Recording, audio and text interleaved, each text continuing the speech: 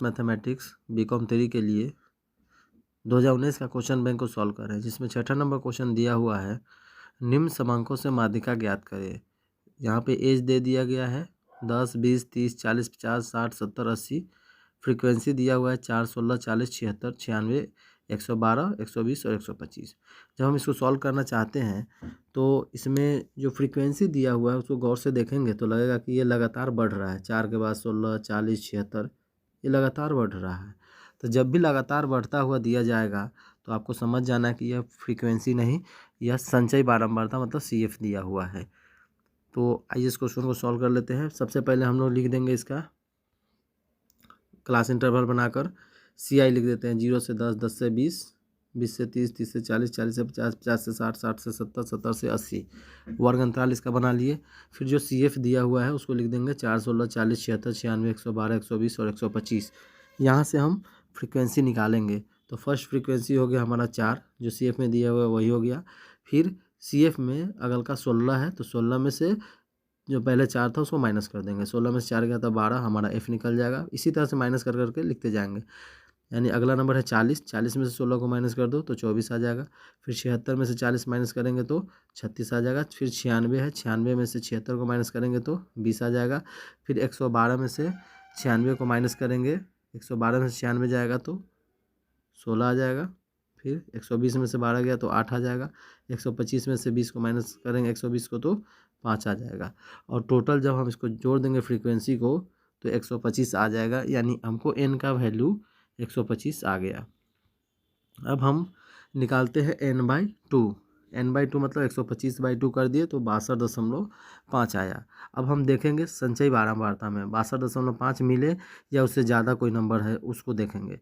तो 62.5 से ज़्यादा हमको 76 दिखाई दे रहा है। यानी 76 के सामने वाला जो वर्ग अंतराल है वही माध्यिका वर्ग होगा। 76 के सामने में वर्ग अंतराल 30 से 40 है तो माध्यिका वर्ग 30 से 40 हो गया।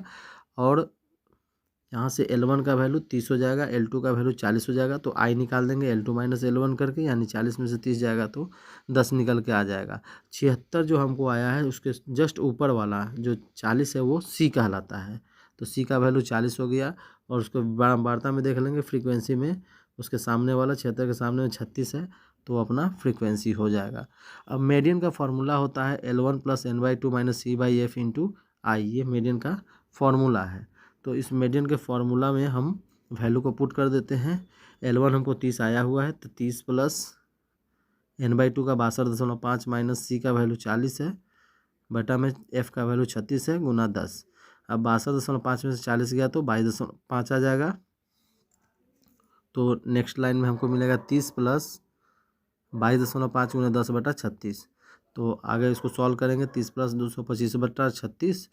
तो 225 को 36 से भाग दे देंगे तो 30 + 6.25 बराबर 36.25 आपको माध्यिका इसका निकल के आएगा। का 7वां नंबर क्वेश्चन दिया हुआ है। यदि NP5 = 20 गुना NP3 हो तो n का मान ज्ञात करें। यह परमुटेशन का क्वेश्चन है। तो जब हम सॉल्व करेंगे तो NP5 = 20 × NP3 दिया हुआ है। तो आप फार्मूला जानते हो कि NPR अगर दिया जाता है तो लिखते हैं n⁴ n - r⁴। ऐसा हम लोग लिखते हैं। तो NP5 दिया था तो NP5 को लिखेंगे n⁴ n - 5 और यहाँ 20 गुना NP3 को लिख देंगे n⁴ n - 3 यहाँ n⁴ से n⁴ को हम कैंसिल कर देते हैं। तो क्या बचेगा अपने पास, यहाँ पर सीधे बटा में n - 5 बचेगा और इधर n - 3 बचेगा, ऊपर में 20 बचा हुआ है। तो तिरछा गुना कर देते हैं, क्रॉस मल्टीप्लाई। तो n - 3 को इधर 1 बचा हुआ है, इधर मल्टीप्लाई करेंगे तो n - 3 का फैक्टोरियल बराबर 20 से गुना कर देंगे n - 5 फैक्टोरियल को। अब n - 3 फैक्टोरियल को आगे बढ़ाएंगे। तो n - 3 को जब आगे बढ़ाएंगे तो n - 3 के बाद अगला मिलेगा n - 4, फिर अगला नंबर मिलेगा n - 5। तो वहाँ पे फैक्टोरियल डाल देंगे क्योंकि इधर में हमको दिखाई दे रहा है n - 5 फैक्टोरियल, क्योंकि वो आपस में कैंसिल हो जाएगा। तो n - 5 फैक्टोरियल से n - 5 फैक्टोरियल को हम कैंसिल कर दिए। तो नेक्स्ट हमारे पास बच गया है n - 3 n - 4 = 20। तो 20 को हम लिख देंगे 5 × 4। वैसा ही नंबर में लिखेंगे जो एक का अंतर हो, गुना करने पे आ जाए वो 20। तो 5 × 4 लिख दिए। तो यहाँ से n - 3 जो है वो फर्स्ट वाला नंबर यानी 5 के इक्वल कर देंगे, n इक्वल टू 5 + 3 मतलब 8 आंसर निकल के आएगा। 2019 क्वेश्चन बैंक का 8वां नंबर क्वेश्चन दिया हुआ है जो साधारण ब्याज का क्वेश्चन है। दिया है यदि कोई धन साधारण ब्याज पर 2 वर्षों में 2800 रुपया और 5 वर्षों में 3250 रुपया हो जाता है तो मूलधन तथा ब्याज दर मतलब दर बताएं। तो हम सॉल्यूशन जब करेंगे तो लिखेंगे कि 2 वर्षों का मिश्र धन 2800 रुपया दिया हुआ है, लिख देते हैं। फिर 5 वर्षों का मिश्र धन 3250 रुपया दिया हुआ है। अब 5 वर्षों में से 2 वर्ष को माइनस करेंगे तो 3 वर्ष है, तो जब माइनस करेंगे ना तो ये ब्याज निकल जाता है। तो 3 वर्षों का ब्याज हमको पता चल गया 3250 माइनस 2800 यानी 450 रुपये। तो 1 वर्ष का ब्याज कितना होगा 450/3 यानी 150 रुपया। तो 2 वर्ष का ब्याज निकालना होगा तो 2 वर्ष का ब्याज हो जाए 2 गुना 150 300 रुपया।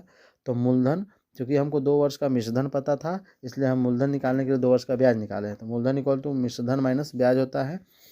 तो 2800 में से 300 माइनस करेंगे तो 2500 रुपया अपना मूलधन निकल गया।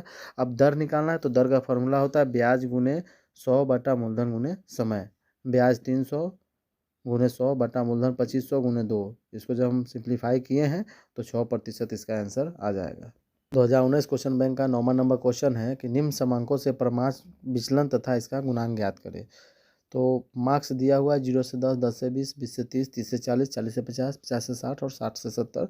और नंबर ऑफ स्टूडेंट लिखा हुआ है 10, 15, 25, 30, 10, 5, 5 इतना हमको दिया हुआ है। तो यहाँ से हम सॉल्यूशन करेंगे। सबसे पहले वर्ग अंतराल लिख लेते हैं। क्लास इंटरवल 0 से 10, 10 से 20, 20 से 30, 30 से 40, 40 से 50, 50 से 60, 60 से 70 लिख दिए। जो नंबर ऑफ स्टूडेंट दिया हुआ था वो फ्रीक्वेंसी दिया हुआ था तो फ्रीक्वेंसी को हम लिख दिए 10, 15, 25, 30, 10, 5, 5 लिख दिए। टोटल को जब जोड़ेंगे तो 100 हो जाएगा, उसको जोड़ के लिख दिए।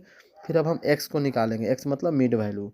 जो 0 + 10/2 करेंगे क्लास इंटरवल के, हर एक क्लास इंटरवल को जोड़ना है दोनों को और 2 से डिवाइड करेंगे तो x का वैल्यू निकलता है। तो 0 + 10/2 करेंगे तो 5 आ जाएगा। फिर 10 से 20 है तो 10 + 20 30/2 करेंगे तो 15 आ जाएगा। 20 से 30 है तो 20 + 30/2 करेंगे तो 25 आ जाएगा। इसी तरह से 30 से 40 है तो 70/2 करेंगे 35 आ जाएगा। फिर 40 से 50 है तो 90/2 करेंगे तो 45 आ जाएगा। 50 + 60/2 कर देंगे तो 55 आ जाएगा। और 60 + 70/2 करेंगे तो 65 निकल जाएगा। तो x निकालने के बाद उसको f से गुना कर देंगे तो xf निकल जाता है। तो xf का वैल्यू हम निकाल देते हैं यहाँ पे। x वाला को f से गुना कर दीजिए। 10 में 5 से किए तो 50 गुना कर दिए। 15 से गुना करेंगे 225, 25 में 25 से करेंगे तो 625, 30 को 35 से गुना करेंगे तो 1050, 10 को 45 से गुना करेंगे तो 450। फिर इधर 5 को 55 से गुना करेंगे 275 और 5 को 65 से करेंगे तो 325 और टोटल को जोड़ लिए तो 3000 आ गया। अब यहाँ से हम माध्य निकालेंगे। तो माध्य का फॉर्मूला होता है सिग्मा xf/सिग्मा f यानी 3000/100 कर दिए तो अपने पास आ गया निकल के माध्य 30। इसके बाद अब हम निकालेंगे dx। dx होता है x माइनस माध्य। तो जो x आया है उसमें से माध्य 30 है उसको हम माइनस करेंगे। तो 5 में से 30 जाएगा तो माइनस में 25 हो जाएगा। 15 में से 30 को माइनस करेंगे तो -15 आ जाएगा। 25 में से 30 माइनस किए तो माइनस में 5 आ गया। 35 में से 30 माइनस किए तो प्लस में 5 आ गया। 45 में से 30 को माइनस किए तो 15 आया।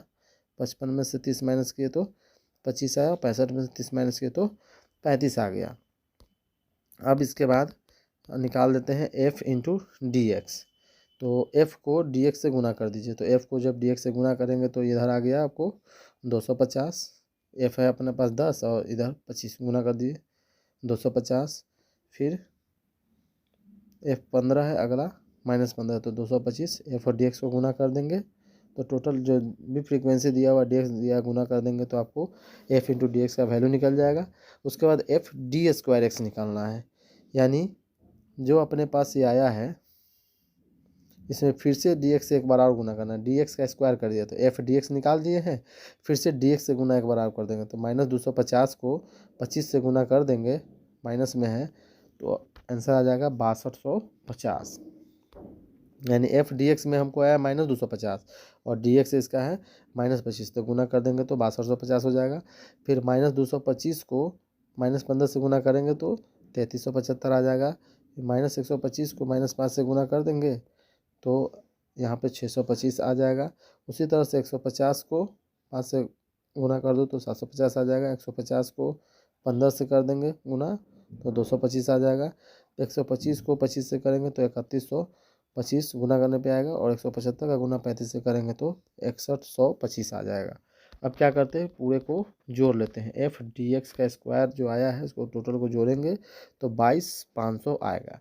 अब प्रमाप विचलन हमको निकालना है, तो प्रमाप विचलन का फॉर्मूला होता है √सिग्मा एफ डी एक्स का स्क्वायर बटा एन। एन डी एक्स का स्क्वायर हमको 22,500 आया है और एन का वैल्यू 100 है, तो यहाँ पे डाल दिए, 2 जीरो से 2 जीरो कट गया, रूट में 225 आया, मतलब 15 आंसर निकल जाएगा। फिर प्रमाप विचलन का गुणांक निकालना है, तो गुणांक का मतलब होता है जो प्रमाप विचलन आता है उसको माध्य से भाग दे दीजिए।